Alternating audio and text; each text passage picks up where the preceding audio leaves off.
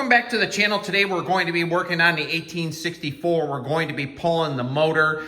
The 1864 is my plow tractor. It's the one that I put the extreme 3-point hitch on, and I pieced this machine together. My 882, I broke a bolt in the transmission on the axle. Going to be changing that out in future videos. Think I'm going to put a Cyclops rear end in it with a CV type dry shaft in it. That's what I'm leaning towards. I've been digging out parts already this morning. But the 1864, this is the one I have that has dual remotes on it. I'm going to raise the hood in a few seconds and show you. This machine just doesn't run quite correctly. I've changed the carburetors on it about 4 times. I have a sputter in it. I've changed the plugs, and I just can't get it to run like I would like it to run. And I have 3 extra motors, so I decided that I'm just going to swap out the motor and show you how easy it is to take them out. Now, this machine here has been pieced together. This machine came from Albion, Pennsylvania, and I parted it out, being in the parts business. Then I decided that I put the frame, the steering cylinder, and the front axle, and the wiring was the only thing left. There was no transmission or anything in it.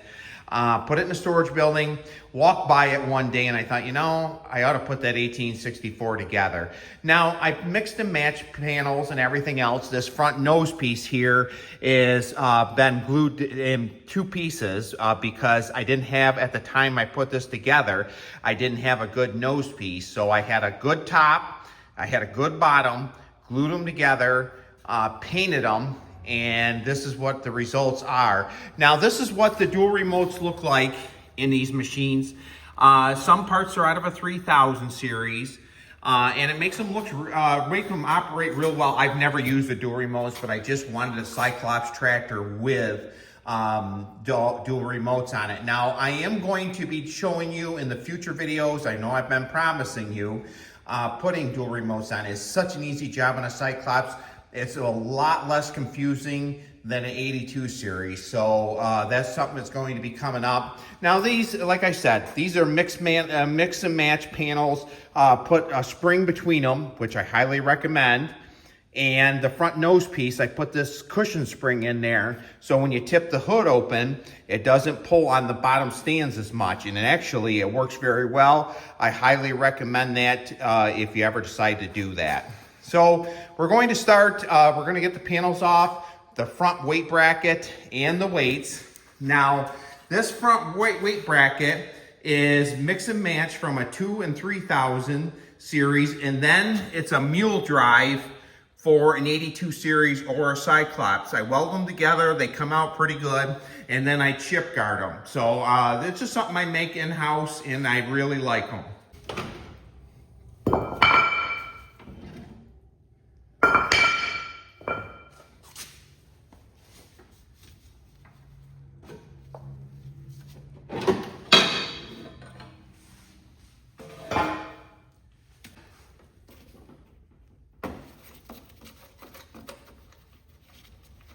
I've already have the battery unhooked. That's one of the first things I always do. And a lot of the machines I keep right in the building, I unhook the battery so I don't have any issue whatsoever with wiring.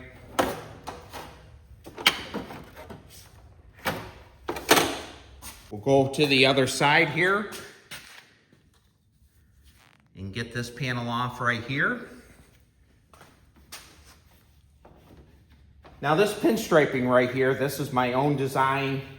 Actually, I was going to, and I have before, I'd ran pinstripe this way, and down on the bottom. That looks very good, and actually I'll show you that, because I have one right on my wall right there, and then I put the emblem right down there on the bottom, which it turned out really good. That panel there is actually cracked in quite a few places, but I just use them for wall hangers.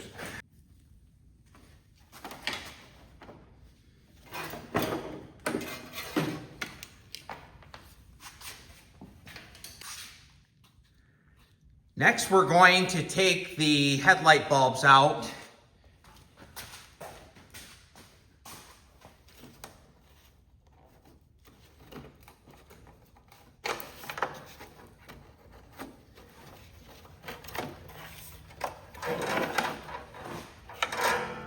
I'll move the camera to this side and you can see what I do with the harness.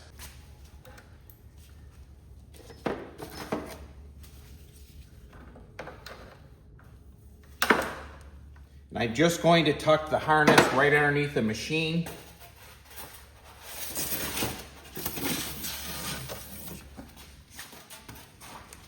Next, I'm going to put the hood back down. And we're going to take the front bolts out. Takes a 1/2 inch to do that.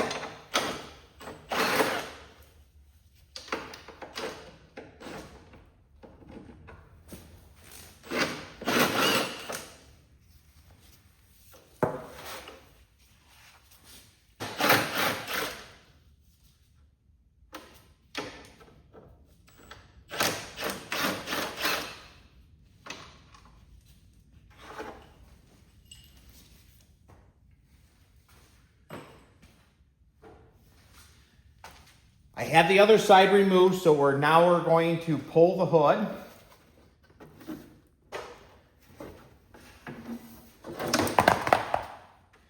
And the grill popped right out. So you look right down there, I ran the hydraulic lines on the left-hand side instead of the right. And the reason why I did that is I just used regular lines that came off some other Cyclops machines, drilled the holes 7/8 in the front of the frame and ran them in there. But I will do a future video on that. Turned out really well. I was really tickled about that. So the next thing we're going to do is we're going to take the bolts out on the bottom of the machine. Of course, the left-hand side is going to be a little bit more difficult. Then we're going to get the fuel, all the controls off. And another thing is we have to do is we have to take these bolts out right here for the firewall. The 9/16.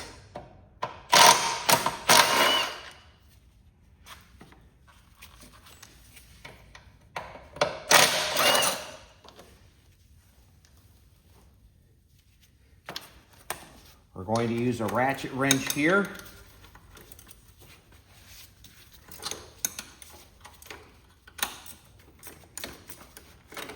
One thing nice about the Cyclops, and you've heard me mention it before, the way they do the axle on them, you can get right in there and get these bolts out. In the 82 series, they're a little bit tight, and the first Cyclopses are a little bit tight because the first Cyclops tractors used they weren't completely like 82 series, but they were very similar.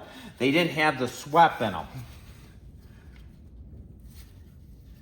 I apologize, outside it's about 40-mile-an-hour winds today.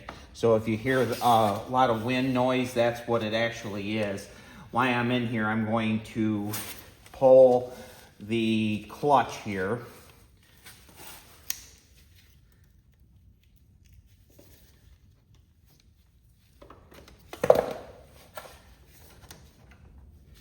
All right, so that's unhooked. This machine ran good enough to plow with. I had really good success with plowing.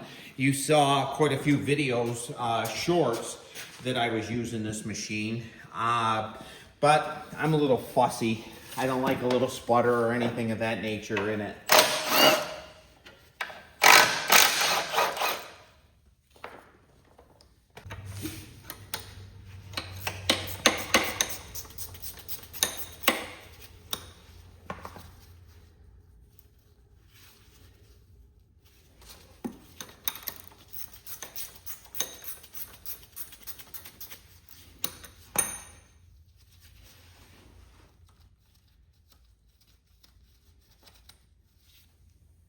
While we're here, we're going to unhook the main harness.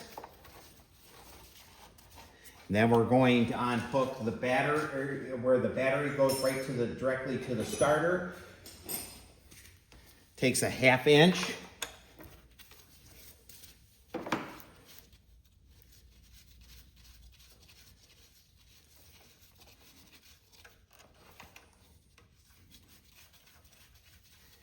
And while we're here, I'm going to unhook them bolts right there by the battery. They're 1/4 inch bolts. So it'll take a 7/16.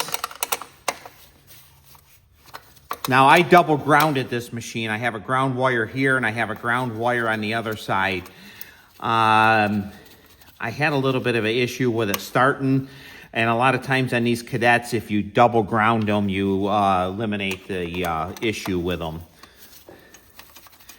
Did it work? It helped. Did not realize, but this bracket here is loose, so I'll tighten that up when I put it back together. The reason we're taking this off is this firewall is going to come right out with a bottom plate.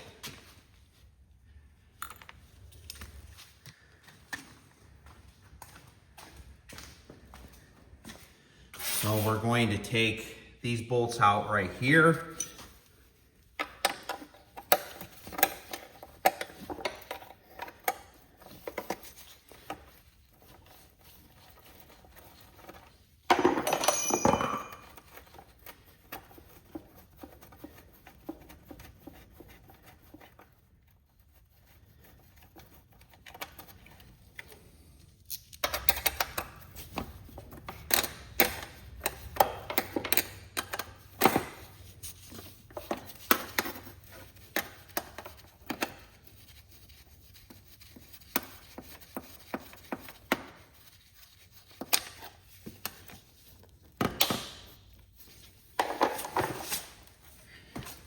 I'm going to try to get that bolt out of there.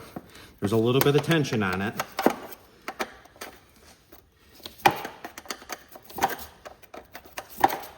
You want to make sure that these bolts are out, because even though they're 1/4 inch, these will really damper the situation of getting the motor out of them.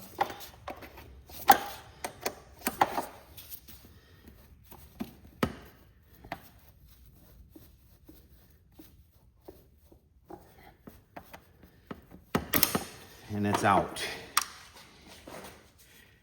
All right, now we're going to unhook the fuel.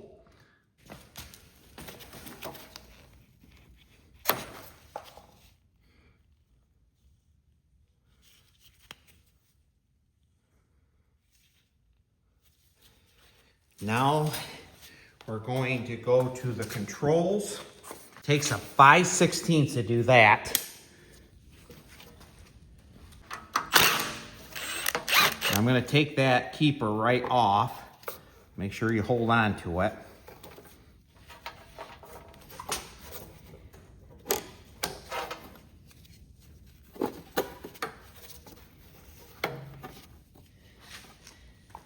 Now you can see they're dangling right there. I'm going to make sure that there's no issue.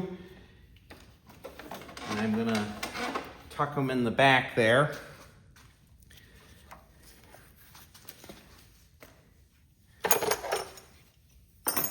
Now we're about ready to take it out. I'm just going to make sure everything looks like it's ready. And we should be in pretty good shape. I'm going to put you on this side right here. And the reason why it's going to be a little bit more difficult is this plate's going to be tucked right in by these hydraulic lines right here. Now it's unhooked from the dry shaft already. You can see that right there. Now we're going to lift it out.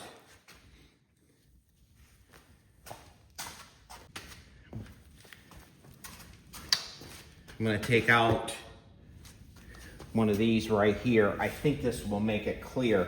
The bolt right here for the hydraulic is hitting just a little bit. That's my issue.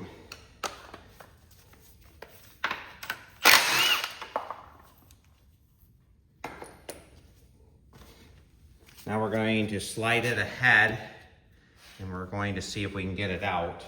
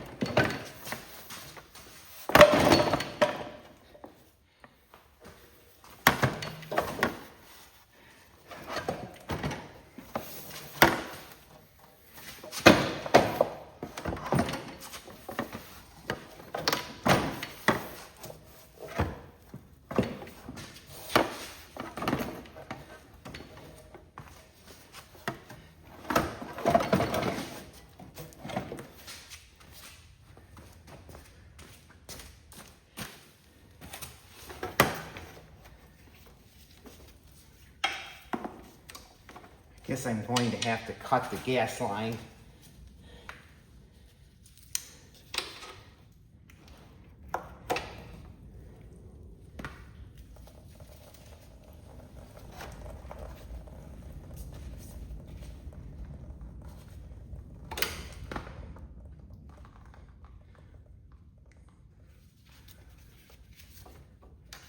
Tuck the gas line back in there. We're going to run the wiring back through here.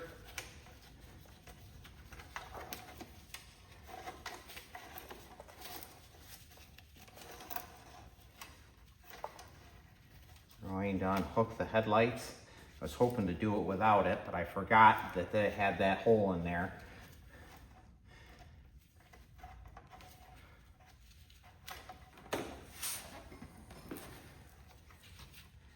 Now I might run these lines right along the bottom area and then put some tape on it the next time when I install the next motor.